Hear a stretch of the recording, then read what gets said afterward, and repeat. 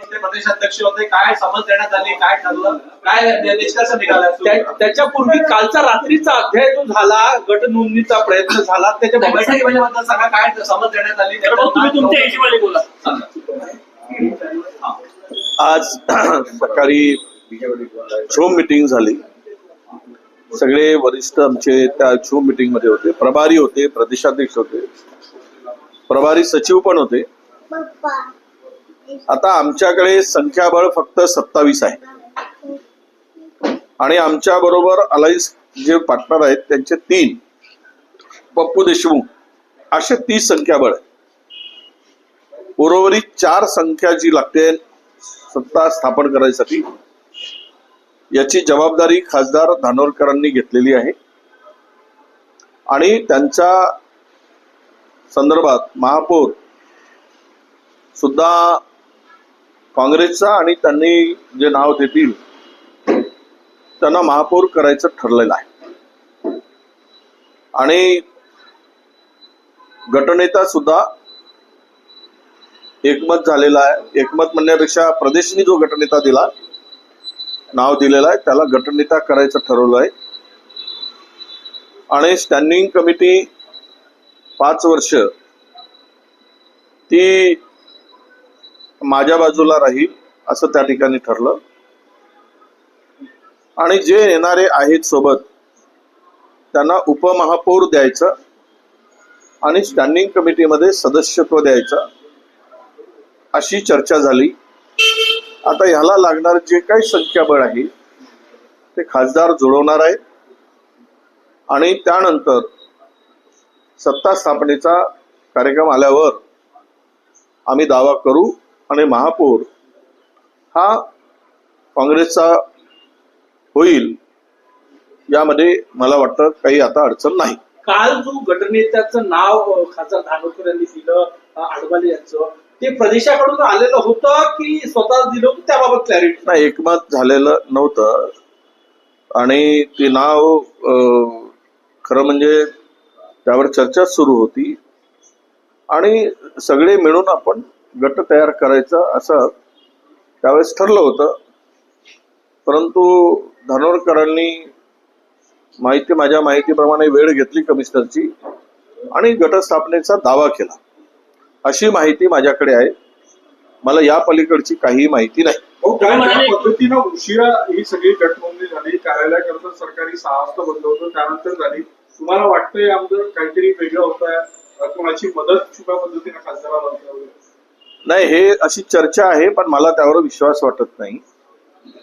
आणि कमिशनरांकडे कोणाचे फोन गेलेत असे मला काही लोकांनी सांगितलं.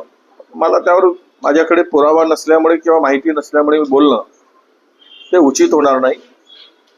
पण काल संध्याकाळी 6 नंतर ऑफिस बंद झाल्यानंतर जर गटस्थापना होत असेल तर तो कार्य त्या आयुक्तांनी का निर्णय कसा घेतला तो आयुक्तांचा विषय आहे.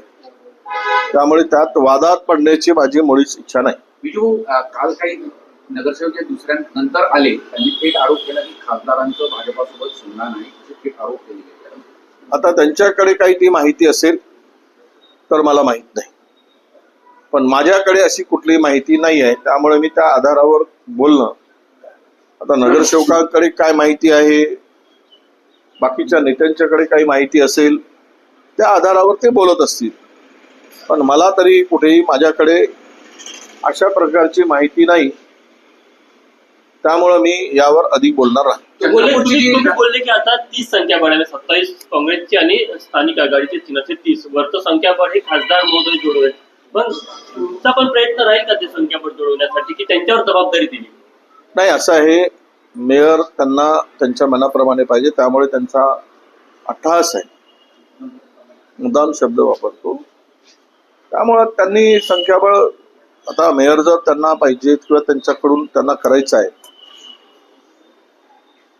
तर ते संख्याबळ जोडवण्यासाठी त्यांनी मान्यता दिली आहे की मी संख्याबळ जोडवणार आहे.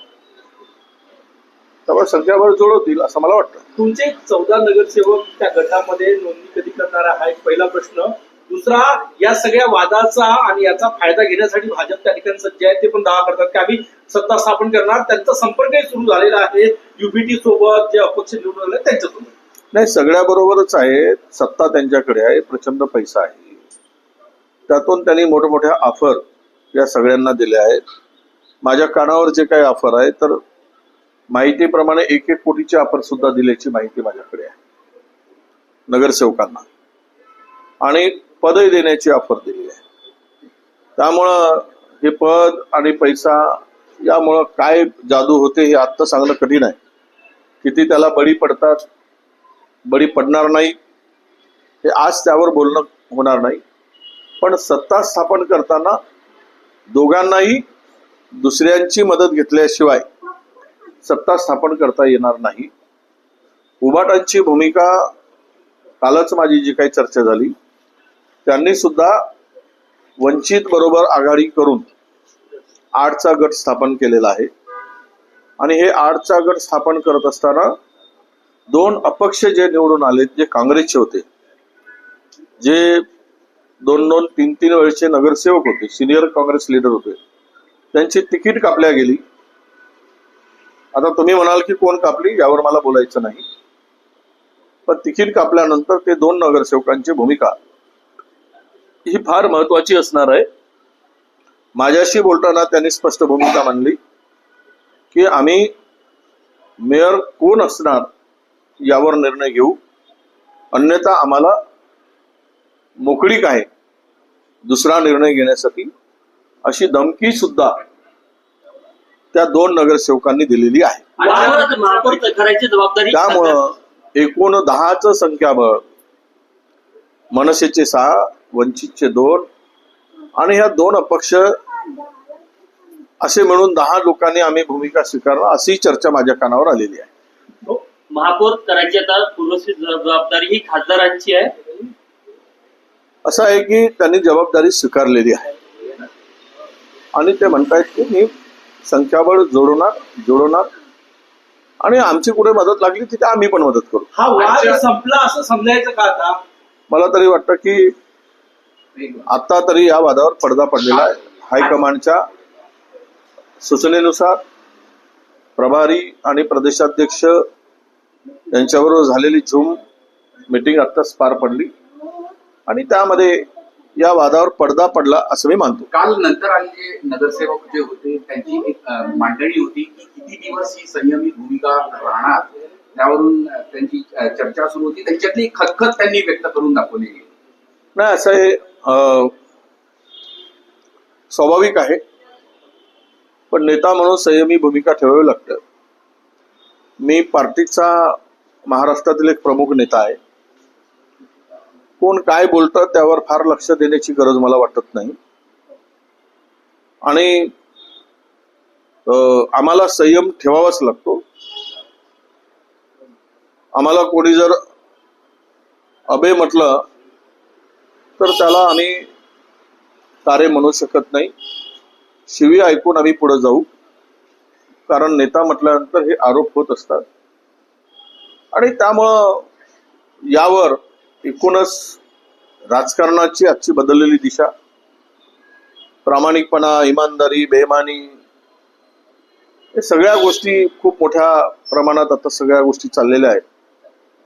पण एक आहे की जे काही ठरलं आहे दोघांच्या आजच्या मीटिंगमध्ये, 1 कोऑप मेंबर त्यांचा राहील, 1 कोऑप मेंबर, 2 कोऑप मेंबर येतात आणि या मिनिट्सचे मीटिंग सुद्धा होतील. मीटिंग मध्ये जे ठरलं आहे त्या पद्धतीनं